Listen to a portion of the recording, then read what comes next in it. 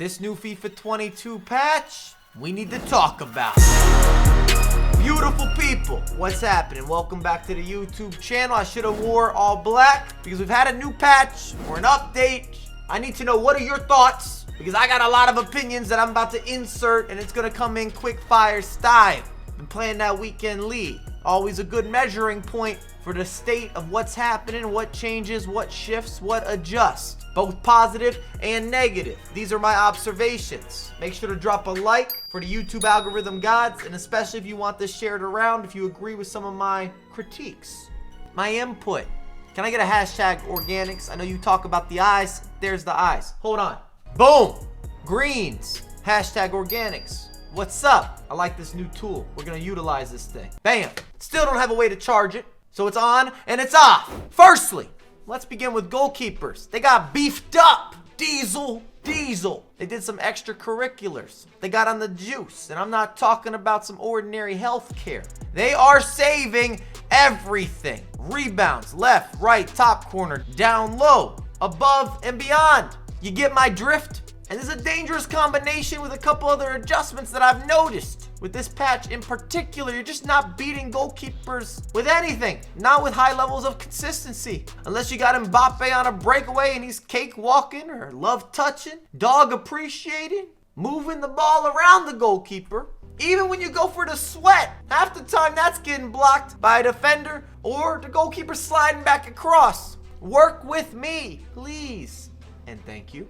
Defenders are more gifted than ever before.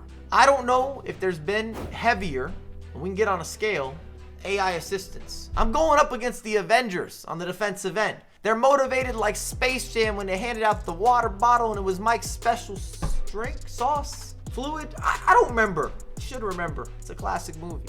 I get that wrong every single time. They have stamina like Conte and they run like cheetahs. I don't understand what's happened in the midfield or the defense. Their motivation to get back, to get in line to park that bus. I feel like I'm watching Atletico Madrid in the Champions League. The less you move them, the more they move for you. I just feel surrounded anytime that I'm dealing with heavy build-up play. Even regular, ordinary build-up play. Their natural positioning. They're making interceptions, double teams, they're aggressive, yet still somehow are passive. They just don't have a margin for error. It's so small. But the issue is, this is happening without the defenders or the midfielders necessarily being controlled or micromanaged. Finesse shots, they've been nerfed. Outside of the box shooting in general, I'm just not scoring those goals with the same levels of consistency. I don't have the same movement. Goalkeepers are not even parrying a lot of them half the time. They're catching them, making me look bad. I worked hard to get into that position, and the reason this is important is that the defenders are going to be stronger and crazy athletic, and the goalkeepers are going to be upgraded in general. I still got to be able to score from outside the box. I need that. It gives you a way to counteract when people sit very deep, or they play very passive, or they're looking for that help. And I really enjoyed FIFA 22 at the beginning of the year, which might be a controversial opinion because it was those crazy long finesse shots. Not realistic. The range felt a little more limitless. Messi was just out here hitting all sorts of curve and swerve. But it allowed me to beat opponents that sat deep, which was a high priority and helped me counteract. Again, balance is the key word here. An opponent that didn't want to do it on his own. And I know that I'm part of the minority, not the majority when we're talking about FIFA gameplay. That's just the reality. And you might be too. Double tap placement. I just might leave this here. We've seen the double tap pass be more effective than it is now. We've also seen it worse than at the current point. I do feel that it's a good way to finish. I've been able to score a lot of goals with almost helping assist that double tap pass that was initially coming into me. And all that says is that volleys are a little bit stronger, a little more efficient, more meta, shall we say, for a way to convert against these goalkeepers that have become extra present. Reckless R1 passing or RB passing. This is where we're talking about the driven pass. I've had more unforced errors with the driven pass in this current build or after this update than I did previously. And some of you will appreciate that because there was a point in this year's title where I was going up against oppositions and they would hit driven pass into a driven pass into a driven pass with no error. And I don't care what players you have on the virtual pitch, how talented they may be. That should not be possible. It's basically a high-risk pass into a high-risk pass into a high-risk pass, and you're not losing validity. You're not losing accuracy. Everything is still just as precise. It's just something, again, that I've noticed is that you're going to have some unforced errors with your R1 passing. And how you interpret that, that's why we have the comment section. Crossing and headers.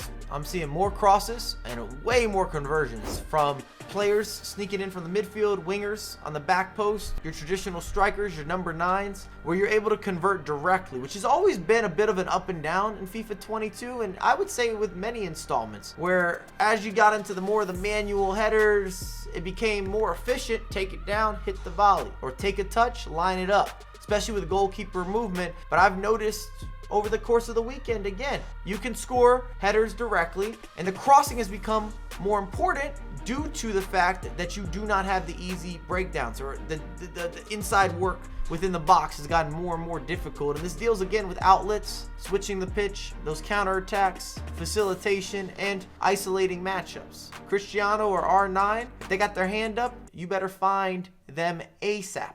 Defensive positioning versus attacking positioning.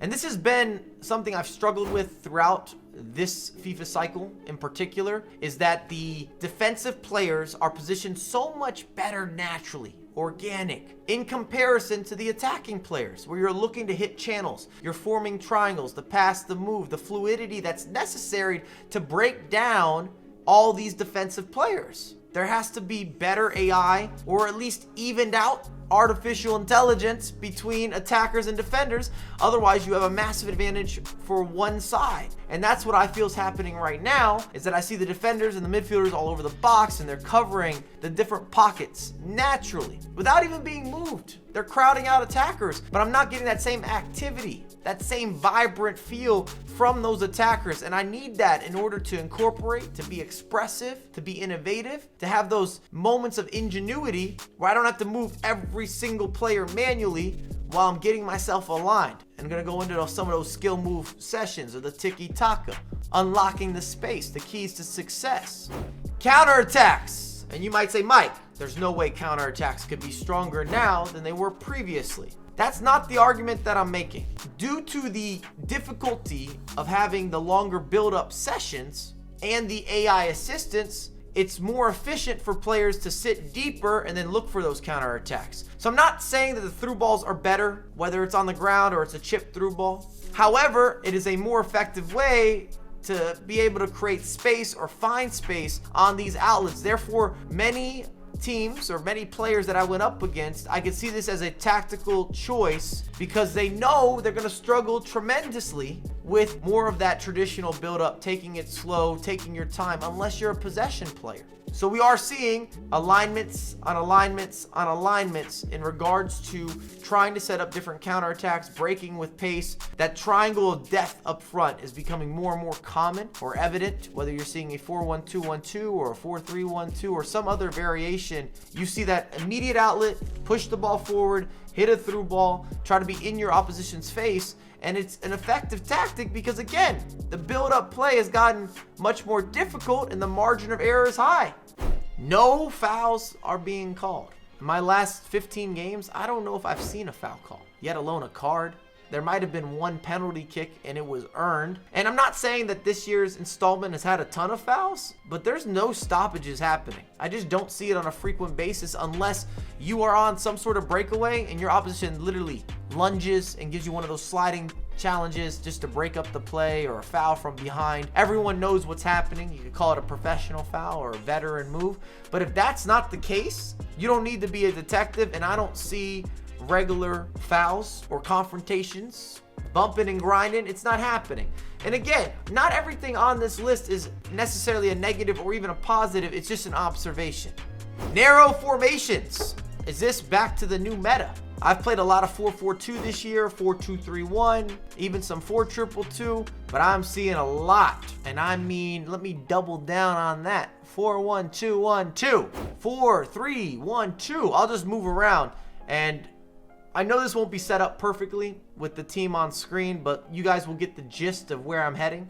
I'd just like to give you a visual representation. Ignore the chemistry and the players that are out of position, but you're going to see this formation commonly because, again, The game is giving you that defensive assistance. You sit everybody deep, and then the easiest way to manifest offense or to create on a frequent basis where you at least have space to work with if you're okay being patient on the defensive end are these counters, are these leak outs. And these have been the two main formations that I have been seeing that have been utilizing that functionality. As we're wrapping up this video, because these are the 10 different patch notes that I'm giving you directly, the dirty patch. What formation are you playing? Pretty simple. You might be able to answer this for both of us. Or formations. Often I know a lot of you have at least 2 or 3 formations that are frequent customers to your success story. But that's where I'll wrap up the video. Let me know, what are your thoughts on the patch? Where do you stand with the current state? Are you just waiting for team of the season? Because I know that's our next needle that's being moved. We're moving the needle. I think we can all agree that that energy is starting to be in the air a little bit. I'm seeing folks holding packs. It's starting to stack up, lock in. You know the vibes that I'm talking about. But as always, I have a lot more content coming out for you ASAP. And if you want more gameplay, come through to the live stream, twitch.tv/Mike LaBelle. Unedited, raw, uncut.